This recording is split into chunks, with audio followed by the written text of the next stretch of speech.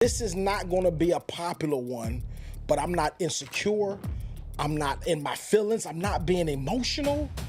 Like I'm not switching sides on you. I'm not changing. But if we got divorced, that's the end of it.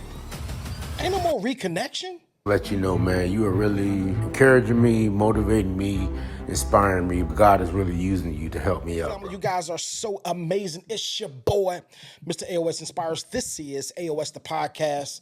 You already know our mission here is to empower the world to never give up, one conversation at a time, one interview at a time, one video at a time, to help you live life at the next level. Now, this conversation is going to be a little rocky for some people. Some people will agree with me. Some people will not agree with me. Jimmy crack corn, and I don't care. I'm here for the conversation. Now, I want to bring clarity. I'm so intentional about marriage, but also I'm intentional about divorce. Now, I'm going to bring up some major keys that I really want you to understand. Now, I understand this. In the African American community, the rate of people, now I know I got some people that's going to be in the comments, but like, I'm friends with my ex-husband. I'm friends with my ex-wife. Now, I'm going to give you some healthy tips, right? Because there should be some boundaries there. And I really want to illuminate, there's one point that hits home for me that I brought up, that I'm going to bring up. But this is my stance on it. If we got a divorce, that means that this is final. If you filed it for me or I filed it for you, it's a done deal. We couldn't fight it through. So whatever issue, whatever unreconcilable difference that we had, whether it was infidelity, whatever. And now I'm gonna tell you this, because I know I'm gonna have some new people on this video that's gonna be like, where is his credentials at? Has he ever been divorced? Yes. And if you go through my archives of videos on YouTube, you'll find it. I gave you a detailed report of what happened. So if you know, you know. But this episode, I'm not disclosing that. We're not talking. I don't want to get off track. I want you to understand what my heart is for this, because I saw this video and it really sparked some great conversation. Because you never hear this. I've never heard this before. I don't hear talk like this, and I really want to help some people out, because I guarantee you there's somebody that's battling with, like, yo, should I be friends or should I not be friends? Now I done moved on. Now, especially those that have children, I really want to speak to you as well. This is what I believe. You can believe what you want to believe. You can carry what you want to carry. I just believe, me personally, if we have gotten a divorce, that's the end. We need to move on. Let me move on to point one.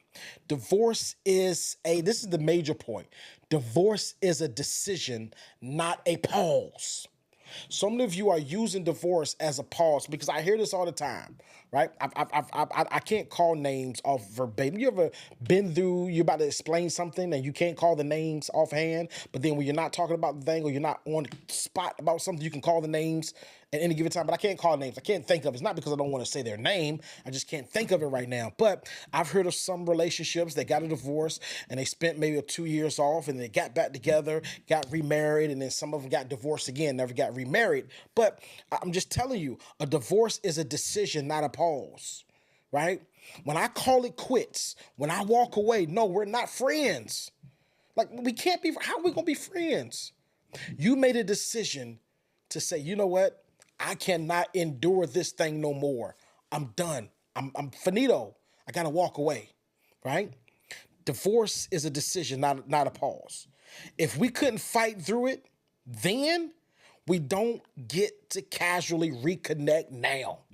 And I'm going to tell you what a lot of people are having the issue with, because some divorces, let's really be honest, is emotional, because I didn't get my way. It's not that we tried to fight this thing through. I'm going to tell you, this is one of my favorite movies, The Love Jones. What he said, what Lorenz Tate said, when people that say that they have fallen out of love, that's not what they're saying. What they're really saying is they have exhausted, watch this, the possibilities. Let me break that thing down so it could forever and consistently be broken. When people say that they have fallen out of love, that's not what they're saying. What they're saying is we have exhausted the possibilities of us being in love. We have done everything that we could do. That's what you're saying. When you file for that divorce, you're saying there's no more possibilities of us reconciling anything. So what I like to tell people is work through your issues. And if you can't work through your issues, okay, no problem. Then we just got to go our separate ways. Like, I'm just being honest with you. I just don't believe that God will call you to be in a relationship. Now, I know this for a fact, that God is not, and I know some people are like, there's no scripture. I don't believe that God is calling you, is saying, listen, you stay in that marriage even though you're getting beat up every night. No, no. Now, if there's some unreconcilable difference because they handle finances differently and, stuff like that. Now, I just believe when you start getting into trust, right? Trust issues, it becomes violent. Like, no, it's time to go. It's time to go, right? So I just truly believe this. Divorce is not a decision. Divorce is a decision. It's not a pause. Divorce is a decision, not a pause. So emphatically, if we can't fight through it then, we don't get to casually reconnect now. All right, let's move on to part 2. Access is emotional currency. You don't get the benefits of my presence after choosing to walk away from the commitment.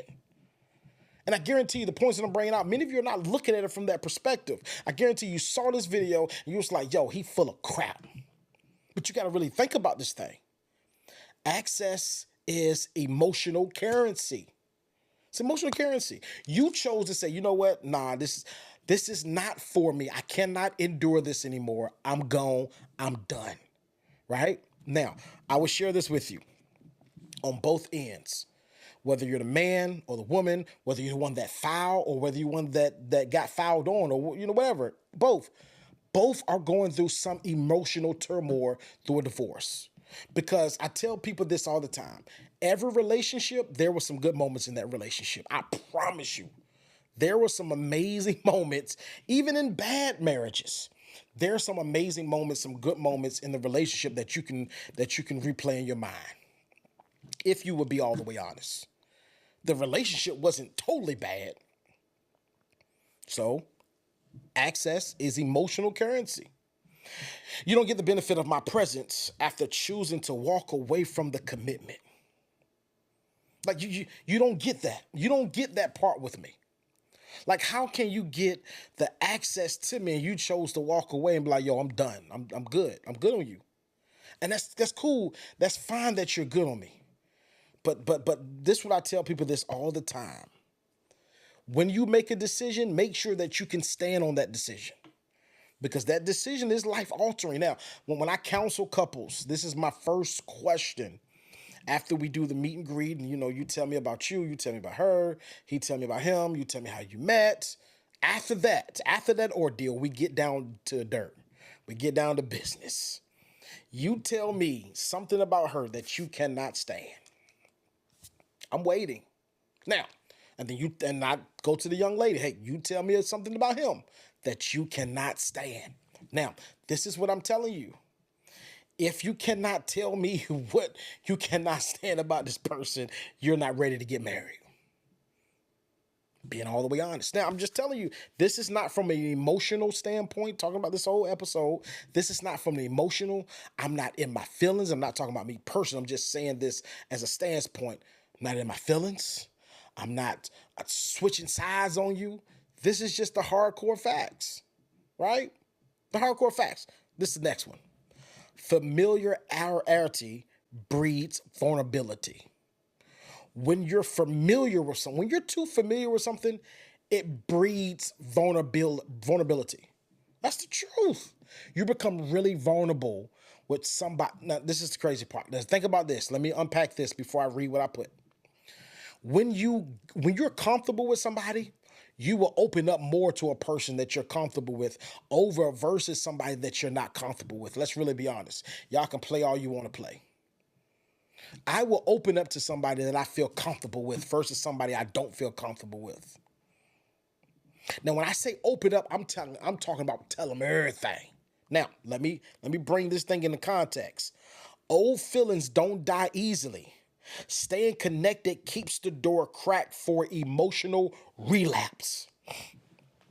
That's what I'm saying. We got a divorce. It's done. It's final. I'm done. I'm good. I'm good. Now I'm gonna tap into this new relationship on point 4, but that's what you need to really understand. It's not fair to you or to the new person that you're in a relationship with, or the person that you're about or you're thinking about getting into a relationship with. You still best friends with your, no, I don't care. Listen, you can try to act as strong. Nah, I ain't gonna mess around. We ain't gonna cross that line. You don't know until it happens. It's just like a car accident. You didn't mean for the car accident to happen. That's what it's called, an accident. Now, cheating, that's not an accident. That's intentional, right? It just happened. No, it didn't happen to happen. It's when opportunity meets desirability meets opportunity, right? When the opportunity meets the desire, right? Opportunity means they're available, you're available. You desire it, they desire it. That's how cheating happens.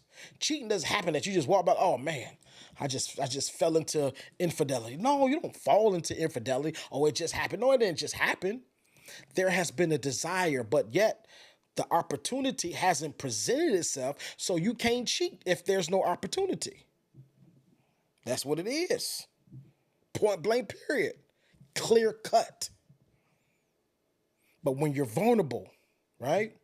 When you're familiar and vulnerable, you open up that thing. Now, here's my 4th point. New relationships require clean boundaries. You can't fully invest in someone new while staying tied to someone from your past. And listen, this part right here is just so much to unpack, and that's so true, because let's really be honest. You're connected to somebody, right, that you really, really love, that you really, really share the past with, that you really have some great. I'm gonna tell you this. Think about your ex.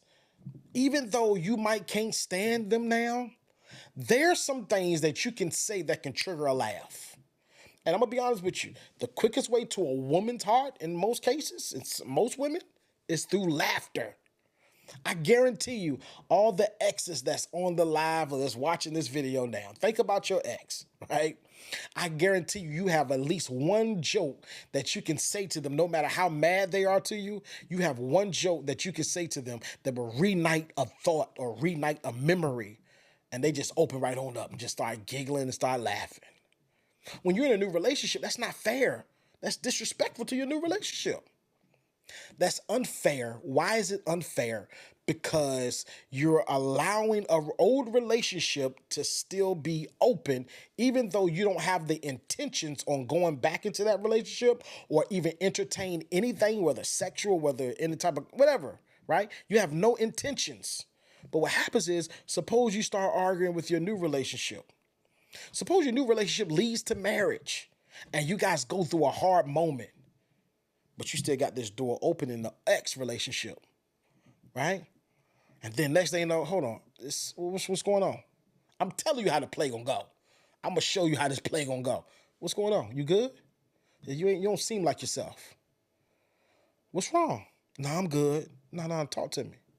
So what's going on? There we go. Now that door is wide open, because that ex knew how to pull certain strings of your heart to get what they wanted out of you, whether it's man or woman.